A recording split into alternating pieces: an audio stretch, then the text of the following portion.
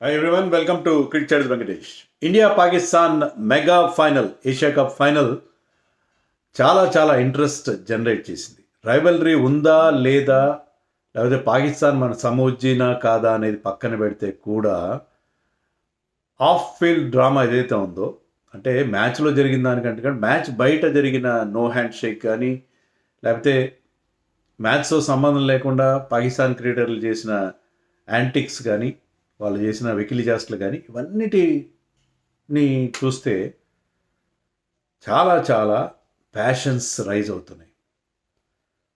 ఎప్పుడు ఊహించినంత కసి, ఒక రకమైన ఒక యుద్ధ వాతావరణం అని అనడం నాకు ఇష్టం లేదు, కానీ అలాంటి క్రియేట్ అయింది.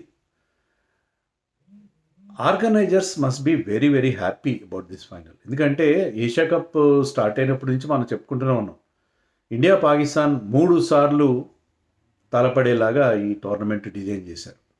దానివల్ల ఏంటంటే నేను చెప్పినట్టుగా ఆ బ్రాండ్ వాల్యూ పెరగాలి మొత్తం మీద.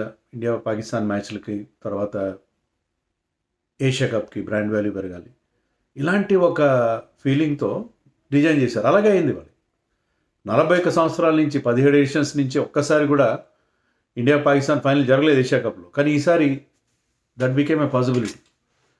ఆ పాసిబిలిటీతో పాటు యాక్చువల్గా ఫస్ట్ మ్యాచ్ మనం సెప్టెంబర్ 14 ఆడే టైంకి ఏంటి, దేశవ్యాప్తంగా నిరసన జ్వాలలు విపరీతంగా కనిపించారు. చాలామంది మేము మ్యాచ్ చూడట్లేదు అది అని చెప్పారు.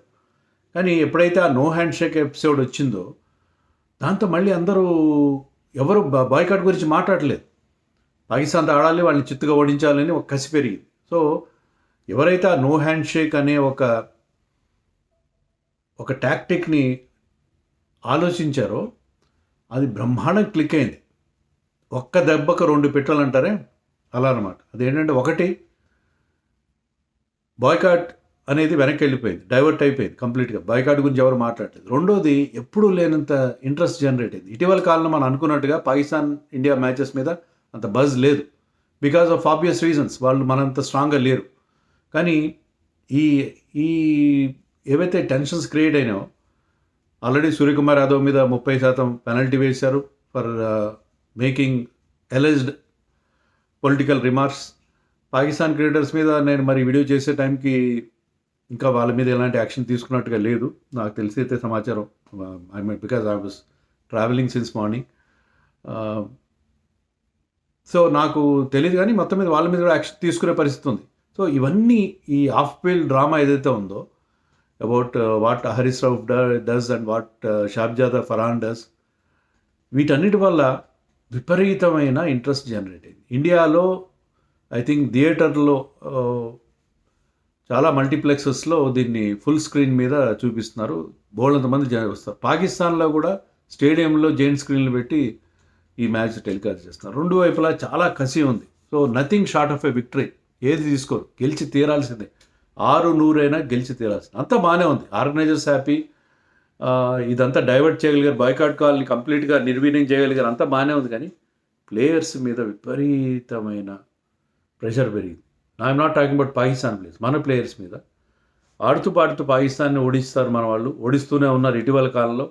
మీకు T20లో తీసుకుంటే మనం 12 మ్యాచ్లు గెలిచి వాళ్ళు 3 మ్యాచ్లు గెలిచారు. నిన్న నేను చేసి వీడియోలో చెప్పాను, గత కొద్ది కాలంగా ముఖ్యంగా 2020 తర్వాత మనం ఎంతగా డామినేట్ చేస్తాం. 3 సార్లు మాత్రమే పాకిస్తాన్ చేతిలో ఓడిపోయాం 2020 తర్వాత.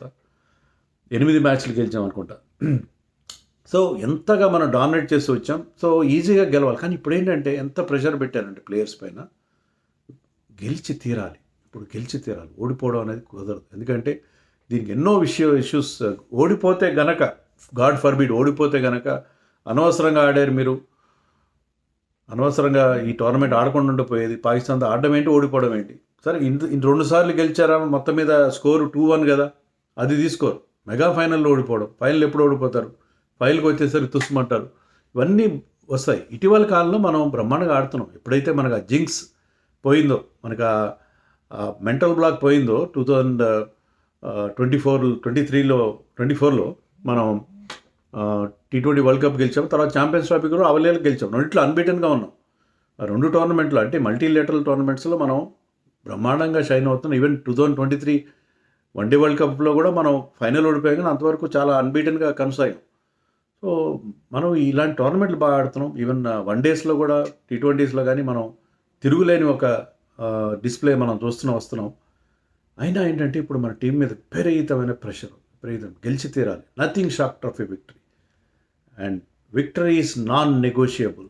విక్టరీ తప్ప ఇంకోటి తీసుకోవాల్సిన పరిస్థితి లేదు. 6-100 గెలిచి తీరాలి. ఈ ప్రెషర్ మన టీంకి ఉన్న ఒకే ఒక డిసడ్వాంటేజ్ ఏంటంటే ఫైనల్లో వీళ్ళు స్టార్ట్ యాజ్ ఫర్మ్ ఫేవరెట్స్. విపరీతమైన ప్రెషర్ ఉంటుంది. వరుసగా 2 వికెట్లు పడినాయి అంటే ఆ ప్రెషర్ ఇంకా టాప్కి వెళ్ళిపోతుంది. పాకిస్తాన్ మీద అలా కాదు కదా. పాకిస్తాన్కి నథింగ్ టు లూజ్. మన శ్రీలంక ఎలా ఆడారో పాకిస్తాన్ అలాగే ఆడతారు. శ్రీలంక వాళ్ళు తెలుసు, వాళ్ళు టోర్నమెంట్ నుంచి అవుట్ అయిపోయారు, హ్యాపీగా వాళ్ళు ఆడుకున్నారు. కానీ పాకిస్తాన్ కూడా అలాగే ఉంటుంది. ఒక్కటేంటంటే ఇండియాకు ఉన్న అడ్వాంటేజ్ ఏంటంటే శ్రీలంకకు ఉన్నంత బ్యాటింగ్ టాలెంట్ పాకిస్తాన్ టీంలో లేదు. శ్రీలంకలో పతుమ్నిక్ నిస్సంక కానీ, తర్వాత కుశాల్ పెరీరా, కుశాల్ మెండిస్ మొన్న ఆడలేదు, కానీ కుశాల్ మెండిస్ ఎలాంటి ప్లేయర్ మనకు తెలుసు. దసున్ షానక ఎలాంటి ప్లేయర్ మనకు తెలుసు. ఈవెన్ వాళ్ళ కెప్టెన్ చరిత్ అసలంక ఈ టోర్నమెంట్లో సరిగ్గా ఆడలేదు, కానీ he's a wonderful player. So వాళ్ళకున్న బ్యాటింగ్ టాలెంట్ పాకిస్తాన్కి లేదు. సయీమ్ అయూబ్ 4 డక్లు అవుట్ అయ్యాడు, 4 సార్లు డక్ అవుట్ అయ్యాడు ఈ టోర్నమెంట్లో. చాలా దారుణమైన బ్యాటింగ్ ఫెయిల్యూర్లో ఉన్నాడు అతను. అయితే బౌలింగ్ బాగా చేస్తున్నాడు కాబట్టి అతను కంటిన్యూ చేస్తారు బహుశా. అలాగే హుసేన్ తలాత్ కూడా అంతే, అతను కూడా బౌలింగ్ బాగా చేస్తున్నాడు, అతను కంటిన్యూ చేయాల్సిన పరిస్థితి. ఫఖర్ జమాన్ ఏదో అగ్రెసివ్గా ఆడే ప్రయత్నం చేస్తున్నాడు. Aggressive is not lasting long like it was in the before 2017 ఆ టైం నాటికి. సో వాళ్ళకి టాలెంట్ ఉంది, కానీ ఆ కన్సిస్టెన్సీ లేదు. ఇతను షాయిబ్ జాదా ఫరాన్ కొన్ని రన్స్ చేస్తున్నాడు, ఈ టోర్నమెంట్లో బాగా రన్స్ చేశాడు, బట్ అది strike rate is not very good. So వాళ్ళకి ఎవరైనా బాగా ఆడతారు పాకిస్తాన్లో బ్యాట్స్మెన్ అంటే మహమ్మద్ నవాజ్ అండ్ వాళ్ళ కీపర్ పేరేంటి, నజీరా ఏదో ఉంది, మహమ్మద్ హరీస్ అండ్ మహమ్మద్ నవాజ్, ఒక ఆల్రౌండర్, ఒక వికెట్ కీపర్. వీళ్ళిద్దరే చివరిలో వచ్చి మెరుపులు మెరిపిస్తున్నారు. సో ముందేమైనా ఒక ప్లాట్ఫామ్ క్రియేట్ చేస్తే వాళ్ళు దాన్ని మీద వాళ్ళు మంచి ఫినిషింగ్ ఇచ్చే అవకాశం. సో వాళ్ళిద్దరూ ఫినిషింగ్ బాగా చేస్తున్నారు తప్పిస్తే వాళ్ళ బ్యాటింగ్లో ఎలాంటి బలం లేదు. బౌలింగ్ బాగుంది, ఇప్పుడు వాళ్ళు బౌలింగ్ బాగుంది. ముఖ్యంగా షాహిన్ షా అఫ్రీది సూపర్ ఫామ్లో వచ్చాడు. లాస్ట్ 2 మ్యాచెస్లో అతను చాలా మంచి బౌలింగ్ చేశాడు. డెత్లో కానీ విత్ ద న్యూ బాల్ కానీ he's been doing very well. So అతను మంచి రిథంలోకి వచ్చాడు. ఇటీవల కాలంలో అతను ఏమాత్రం ఫామ్లో లేని బౌలర్. అలాగే హరీష్ రావు కూడా ఒక సెమిలెన్స్ ఆఫ్ ఫామ్లోకి వచ్చాడు. సో ఈవెన్ అబ్రార్ లాస్ట్ మ్యాచ్లో శ్రీలంకతో తన bowling figures 4 overs 8 runs 1 wicket, most economical 4 over spell in Asia cup. అతను ఓవరాల్గా కూడా అతని ఎకానమీ రేట్ చాలా తక్కువ ఉంది. ఇండియాతో ఆడిన 2 మ్యాచ్లో బౌలర్ రన్స్ ఇచ్చాడు, బట్ 40కి పైగా రన్స్ ఇచ్చాడు, బట్ ఓవరాల్గా అతని ఎకానమీ చాలా బాగుంది. సో వాళ్ళ బౌలింగ్ చాలా బాగుంది, బ్యాటింగ్లో బలం లేదు. So India has to be very very careful. మనకేంటంటే సమస్యలు ఉన్నాయి. మన బౌలింగ్ కోచ్ మార్నింగ్ మార్కెల్ చెప్పాడు, కంప్లీట్గా మేము ఒక్క మ్యాచ్లో కూడా టోటల్గా మేము అనుకున్న స్థాయిలో మేము పర్ఫామ్ చేయలేదు. ఎందుకంటే ఒకసారి బ్యాటింగ్లో ఫెయిల్యూర్, ఒకసారి బౌలింగ్లో, మొన్న శ్రీలంకతో బౌలింగ్లో ఫెయిల్యూర్, అంతకుముందు బ్యాటింగ్లో ఫెయిల్యూర్. గత 2-3 మ్యాచ్లుగా ఫీల్డింగ్లో క్యాచ్లు వదిలేయడం, అయితే గ్రౌండ్ ఫీల్డింగ్ సరిగ్గా లేకపోవడం. So problems aplenty for India ఏంటంటే ఒక్క అభిషేక్ శర్మ బ్యాటింగ్ బలంతోనే మనం నెట్టుకొస్తున్నాం. 35% of runs have been scored by Abhishek Sharma in this tournament. అందరికంటే ఎక్కువ రన్స్ చేశాడు. 30కి ఆడిన 6 మ్యాచ్ల్లో 30కి తక్కువగా ఏ మ్యాచ్లో చేయలేదు. ఫస్ట్ 3 మ్యాచెస్లో 30s చేశాడు, తర్వాత 3 మ్యాచెస్లో వరుసగా 50s చేశాడు. సో అతని బ్యాటింగ్ బలంతో మనం నెట్టుకొస్తున్నాం. Okay, Tilak Varma he's contributed decently. ఒక మ్యాచ్లో సూర్యకుమార్ ఆడాడు, ఒక మ్యాచ్ సంజు శాంసన్ ఆడాడు, ఒక మ్యాచ్లో శుభ్మన్ గిల్ ఆడాడు. బట్ ఓవరాల్గా మన బ్యాటింగ్లో మనకున్న స్ట్రెంగ్త్ అంటే వాళ్ళ నేమ్స్, బిగ్ నేమ్స్ ఉన్నాయి, వాళ్ళు మంచి ఫామ్లో ఉన్న ప్లేయర్స్, మంచి ఎబిలిటీ ఉన్న players, but still they are not firing. Our batting is not firing at all except Abhishek Sharma. అది దాచేస్తే దాగని సత్యం. పొరపాటున అతను లా ఆఫ్ యావరేజెస్ అంటామే, వరుసగా 6 మ్యాచ్లు సక్సెస్ అయిన తర్వాత 7 మ్యాచ్లు ఫెయిల్ అయితే ఏంటి పరిస్థితి ఊహించాలంటేనే భయం వేస్తుంది. అతను ఇస్తున్న ఆ స్టార్ట్ మనకు తెలుసు కదా. ఇక్కడ పిచ్ ఏంటంటే ఫస్ట్ 10 overs మీరు బ్యాటింగ్కి అనుకూలంగా ఉంటాయి, తర్వాత కష్టం అవుతుంది. వికెట్లు పడుతూ ఉంటే కొత్తగా వచ్చిన బ్యాట్స్మెన్ కూడా కష్టం అవుతుంది. ఆల్రెడీ సెటిల్ అయిన బ్యాట్స్మెన్ అయితే 4లు 6లు కొట్టగలడు. కొత్తగా వచ్చిన బ్యాట్స్మెన్ బాల్ని టైం చేయడం చాలా కష్టం అవుతుంది. చాలా కష్టమైన పరిస్థితి. సో అలాంటికని మనకి ఆ explosive start given by Abhishek Sharma that has been our success. And Kuldeep Yadav's bowling of course. Last మ్యాచ్‌లో హర్షదీప్ బౌలింగ్. సో ఇండియాకి టాస్క్ ఈస్ కట్అవుట్. అంత ఈజీ కాదు. మామూలుగా ఇంత ముందు ఆడుతూ పాడుతూ వార్ వన్ సైడే గెలిచాం.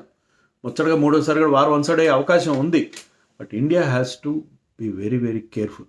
ఏ మాత్రం ప్రయోగాలు చేయకుండా. ఇండియా కొన్ని కన్సర్న్స్ ఉన్నాయి. క్రాంప్స్ ప్రాబ్లం ఫేస్ చేశారు. నిన్నగాక ఉన్న మొన్నగా మ్యాచ్ ఆడింది మన ఇండియా. అక్కడ హ్యూమిడిటీకి అభిషేక్ శర్మ, హార్దిక్ పాండ్యా, తిలక్ వర్మ వీళ్ళందరూ cramp. But Tilak Varma, Abhishek Sharma I think they are okay. But Hardik Pandya మీద క్వశ్చన్ మార్క్ ఉంది. మరి హార్దిక్ పాండ్యా ఆడకపోతే మనకి బ్యాటింగ్లో డెప్త్ ఉన్నది కదా. Harshdeep is bowling very well. Hardik Pandya ఆడకపోతే హర్షదీప్ని ఆడించుకోవాలి. ఎందుకంటే you cannot go with 4 bowlers plus Shubham Dube, Abhishek Sharma వీళ్ళు 5th బౌలర్ స్లాట్ ఫిలప్ చేస్తారంటే దట్ ఈస్ నాట్ కరెక్ట్. అది చాలా ప్రమాదం. సో హార్దిక్ పాండ్యా ఆడకపోతే you have to bring in Harshdeep Singh. Harshdeep Singh తీసుకొస్తే బాగానే ఉంటుంది. 7 దాకా బ్యాటింగ్ ఉంటుంది. తర్వాత మిగతా మంచి బౌలింగ్ అటాక్ ఉంటుంది. Harshdeep is wonderful bowler. What has done in that Sri Lanka match we have seen.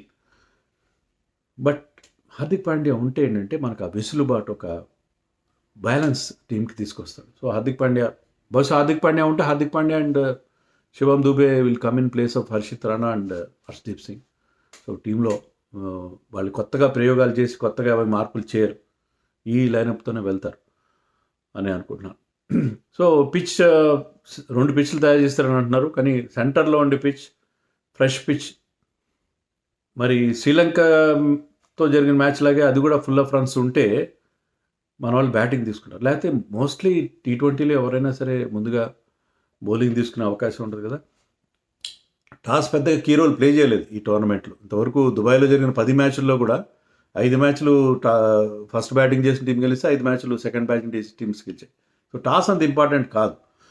But బాగా బ్యాటింగ్ అనుకూలిస్తుంది శ్రీలంకతో జరిగిన మ్యాచ్లో అనుకుంటే ఫస్ట్ మన వాళ్ళు బ్యాటింగ్ చేస్తారు, లేకపోతే బౌలింగ్ చేస్తారు. సో అది పరిస్థితి. మనకి కెప్టెన్ సూర్యకుమార్ ఫామ్ విషయంలో ప్రాబ్లం ఉంది. శుభ్మన్ గిల్ 1-2 మ్యాచ్లు బాగా ఆడాడు. బట్ ఓవరాల్గా అతను ఇంకా ఈ ఫార్మాట్లో తను ప్రూవ్ చేసుకోవాల్సిన స్థాయిలో ప్రూవ్ చేసుకోలేదు. ముఖ్యంగా ఇన్కమింగ్ డెలివరీస్కి అవుట్ అవుతున్నాడు అగేన్స్ట్ పేస్. సో అతని మీద క్వశ్చన్ మార్క్ ఉంది. Captain Suryakumar Yadav continuous failures మనకు చాలా ఆందోళన కలిగిస్తున్నాయి. ఒక 40 మినహాయిస్తే 47 మినహాయిస్తే పెద్దగా రన్స్ చేసింది లేదు. ప్లస్ శివమ్ దూబే పరిస్థితి కూడా అలాగే ఉంది. సంజు శాంసన్ లాస్ట్ మ్యాచ్లో ఫామ్లోకి రావడం, అతను ఒక 2 విషయాలు ప్రూవ్ చేశాడు. నేను నెంబర్ 5లో కూడా బ్యాటింగ్ చేయగలను. తర్వాత అంతకుముందు హసరంగాకి బన్నీగా ఉండేవాడు. ముఖ్యంగా మనం శ్రీలంక టూర్కి వెళ్ళినప్పుడు ఒకసారి హసరంగా వరుసగా ఓడించాడు 2021లో అనుకుంటా. సో అలాంటి సిచ్యుయేషన్ నుంచి has come out now. Is batting very well. Hasaranga ఆడగలను నేను అని ప్రూవ్ చేశాడు. నెంబర్ 5లో కూడా ఆడగలను ప్రూవ్ చేశాడు. That is a big plus.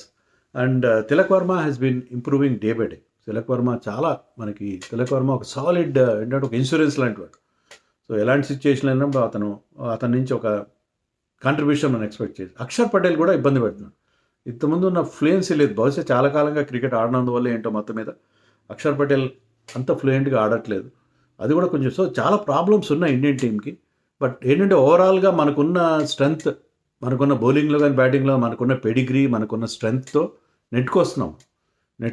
కానీ ఈ టోర్నమెంట్లో మనం డామినేట్ చేసాం. అంటే 6 మ్యాచ్లు ఆడిన 6 మ్యాచ్లు గెలిచాం. ముఖ్యంగా ఒక ఛాంపియన్ టీంకి ఉండే క్వాలిటీ ఏంటంటే మీరు ఎంత టఫ్ సిచ్యుయేషన్ అయినా దాంట్లో నుంచి బయటికి రాగలగాలి. అది మనం శ్రీలంకతో చూపించాం. సో అది ఆ క్వాలిటీ మనం ఈవెన్ T20 వరల్డ్ కప్ ఫైనల్లో కూడా 30 runs of 30 balls with so many wickets in hand South ఆఫ్రికాని ఓడించి. అలాగే మొన్న కూడా శ్రీలంకతో మ్యాచ్ ఓడిపోతాం అనుకుంటే లాస్ట్ 5 overs మనం కంబ్యాక్ అయ్యాం. That is a very good quality of a champions team. ఎందుకంటే ఆస్ట్రేలియా కానీ గతంలో వెస్టిండీస్ కానీ వాళ్ళు అలా ఛాంపియన్ టీమ్గా నెంబర్ 1 టీమ్గా ఉన్నప్పుడు వాళ్ళు ఇలాగే ఎంత టఫ్ సిచ్యుయేషన్లో అయినా కొన్నిసార్లు ఇబ్బంది పడినా కూడా దాంట్లో బయటకు వచ్చారు. సో అది కరెక్టే. కానీ మనం మన ఫుల్ పొటెన్షియల్ ప్రకారం అయితే ఆడట్లేదు.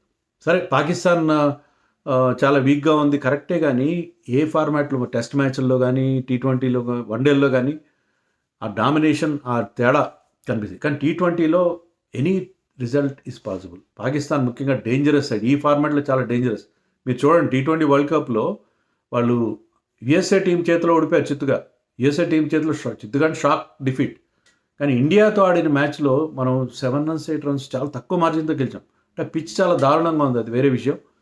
సో అక్కడ కూడా మనం పాకిస్తాన్తో చాలా తక్కువ మార్జిన్తో గెలిచాం. సో ఫైనల్ అంత ఈజీ ఏమీ కాదు. మామూలుగా మనం చాలా, కానీ నేను చెప్పిన 2-3 ఫ్యాక్టర్స్. ఒకటి ఏంటంటే మన మీద ఉన్న విపరీతమైన ప్రెషర్, ఎందుకంటే nothing short of A victory, will take it.